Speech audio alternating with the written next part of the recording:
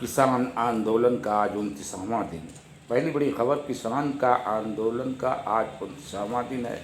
किसानों ने दिल्ली के चारों तरफ जाम लगाया हुआ है। किसानों ने कल उपवास भी किया, लेकिन भारतीय जनता पार्टी के विधायक और कुछ नेताओं का बयान भी आ रहा है।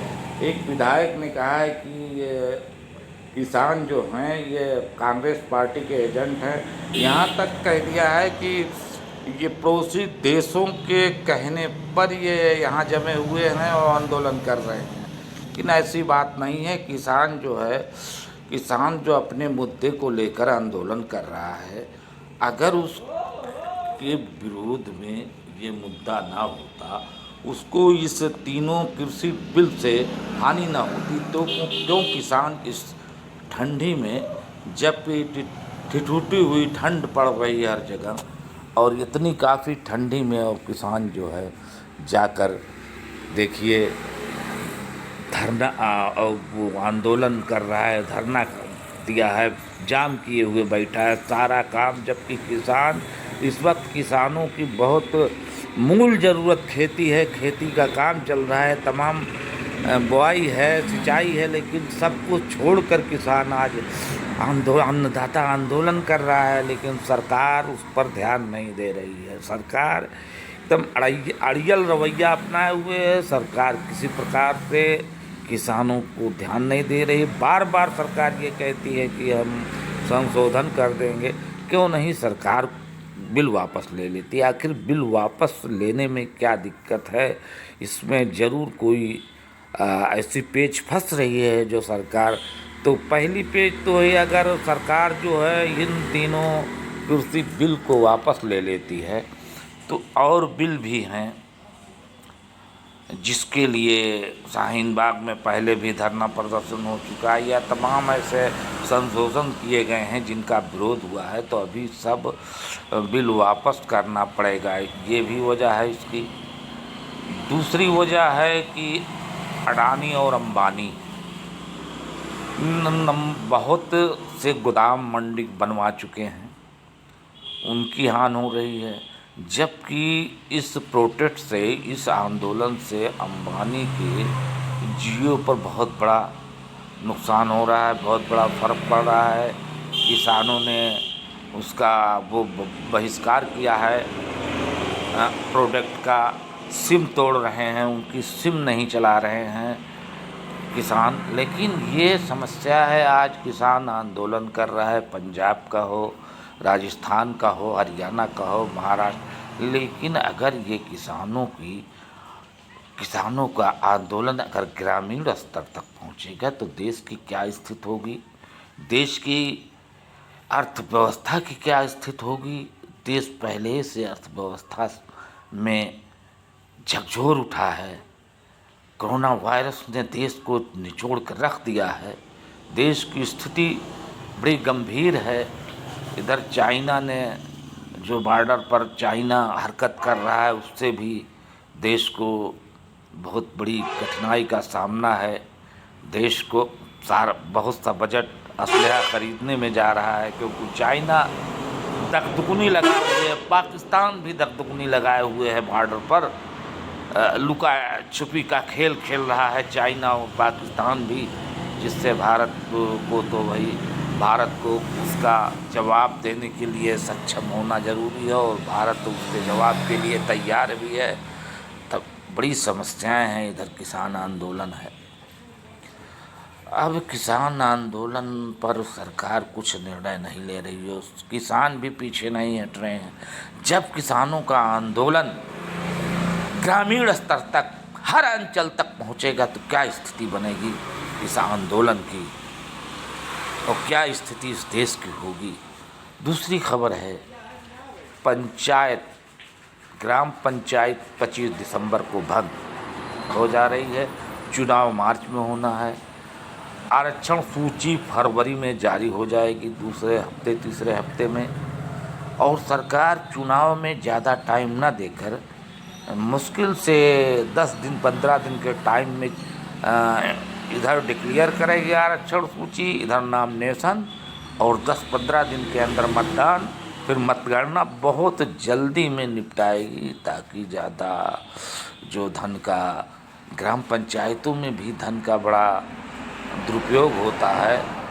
वही अभी से ग्राम पंचायत में जो प्रत्याशी हैं, ग्राम प्रधान पद के हों और पंचायत प्रतिनिधि के जो पद के प्रत्याशी हैं, अभी से वो शुरू कर दिए हैं अपने प्रचार प्रसार, और उसमें खर्चा बर्चा भी कर रहे हैं और काफ़ी वर्चस्व बना रहे हैं, जनता को आकर्षित कर रहे हैं। और मौजूदा ग्राम प्रधान जो हैं वो तो उनका कार्यकाल समाप्त, कल से उनकी सेवा समाप्त, ग्राम पंचायत भंग।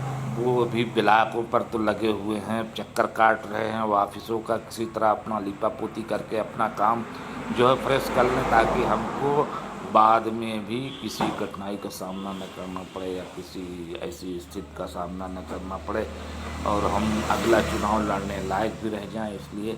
और लेकिन बहुत से ग्राम प्रधान ये पंचायत भवन को लेकर बुरी तरह से फंसे हुए हैं। पंचायत भवन का काम पूरा नहीं हो पा रहा है, जिस कारण उनको और काम करने की आवश्यकता तो वो कर नहीं पाए। अगर वो करना भी शुरू किया तो पड़ा हुआ है, जिससे उनकी बड़ी चकासाई हो रही है, बहुत उनकी समस्या उनके सामने है।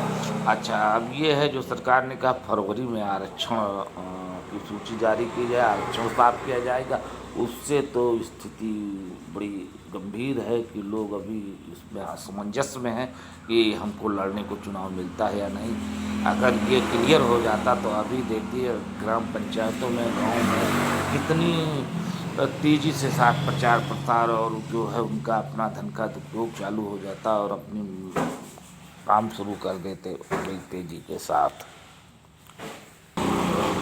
और तीसरी बात, राहुल गांधी ने एक ऐलान किया है कि हम 2 करोड़ लोगों से हस्ताक्षर कर राष्ट्रपति से मिलेंगे और ये एक किसान मार्च निकालेंगे।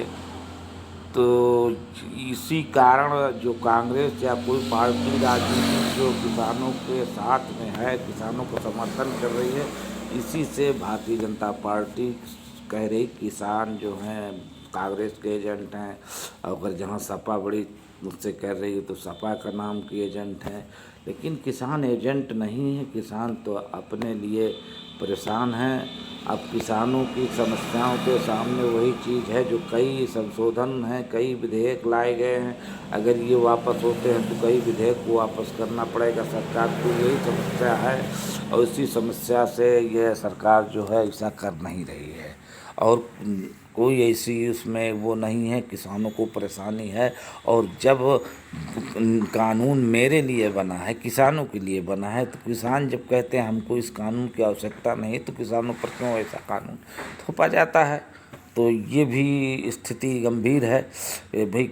जिसके लिए आपने कानून बनाया, जिसने के लिए विधेयक पास किया है, वो कहता है नहीं मेरे लिए विधेयक की आवश्यकता नहीं है, ये विधेयक मेरे लिए ठीक नहीं है, मेरे लिए हानिकारक है, तो फिर क्यों ऐसे विधेयक को निरस्त नहीं कर दिया जाता। लेकिन अब है मसला, इसमें है प्रकरण है, अंबानी अडानी का भी नाम किसान सबसे ज़्यादा सरकार का न लेकर देश में इस वक्त अडानी और अंबानी का नाम ले रहे हैं लोग। जब कोई प्रोटेस्ट होता है, कहीं भी धरना और प्रदर्शन ऐसी जो किया जा रहा है, दिल्ली में हो, जंतर मंतर में हो, तो यही होता है कि अडानी अंबानी पूंजीपति हैं, इनका तो वो है ही, मतलब देश पर प्रभाव है, इसमें कोई दो राय नहीं है, प्रभाव इनका है।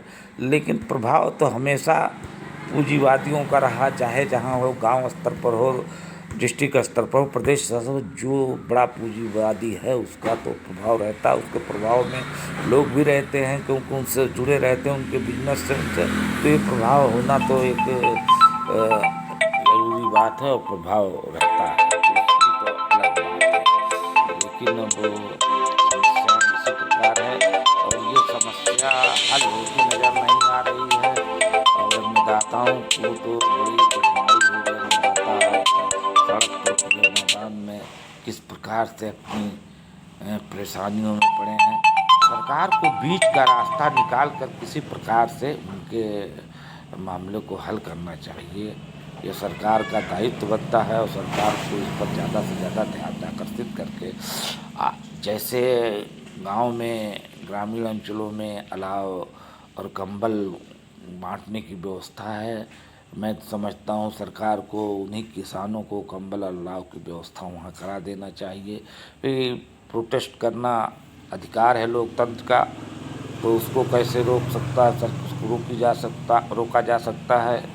तो ये तो मूलभूत संविधान का अधिकार सबको प्रदत्त है, और उसी आधार पर कोई भी देश का व्यक्ति हो, संगठन हो, कोई भी संस्था हो, प्रोटेस्ट कर सकती है।